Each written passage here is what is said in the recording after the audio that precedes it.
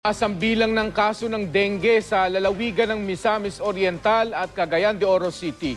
Pinakahuli sa mga nasawing biktima ng dengue ang isang pari. Makibalita tayo kay Sozi Alamban ng GMA Northern Mindanao. Na-confine sa ospital nitong Biyernes ang assistant parish priest ng San Antonio de Padua Church sa Cagayan de Oro City na si Father Raul Bagongon. Na-diagnose siyang may dengue hemorrhagic fever dahil sa mabilis na pagkalat ng dengue virus. Binawian ng buhay ang pari kahapon ng tanghali. Ang diagnosis sa mga doktor, brain dead na siya. O gunya muna tungkol kay brain dead naman, pero ang iyang heart nagbeat pa. So gidawat na mo si mga pamilya nga para man siya sa Ginoo, masig kuha siya balik sa Ginoo. Hindi lang pala si Father Bagongon ang dinapuan ng parehong sakit. Kasabay niyang nagkasakit si Father Raul Glynn na na-discharge na mula sa ospital. Dalawa lang ang mga nasabing pari sa mga biktima ng tumataas na bilang ng kaso ng dengue sa lungsod ng Cagayan de Oro.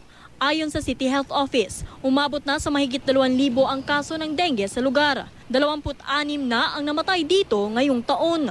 Bumuo na ng Task Force Dengue ang City Health Office para pigilan ang pagdami ng kaso ng dengue. Katong mga areas nga naanay mga mortality, gasugod na mi og fogging.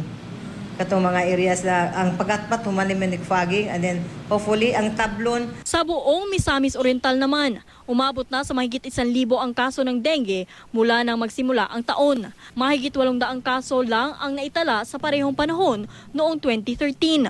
Nagpapatupad na rin daw ng anti-dengue programs ang provincial government.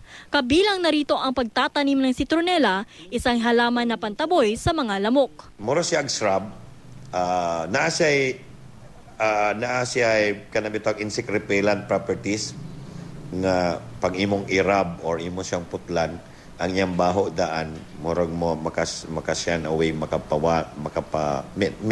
di siya makapatay sa lamok pero mudool ang lamok sa iyong murag something like parehas sa lotion. Sozi Alamban, Nagbabalita, Pilipinas.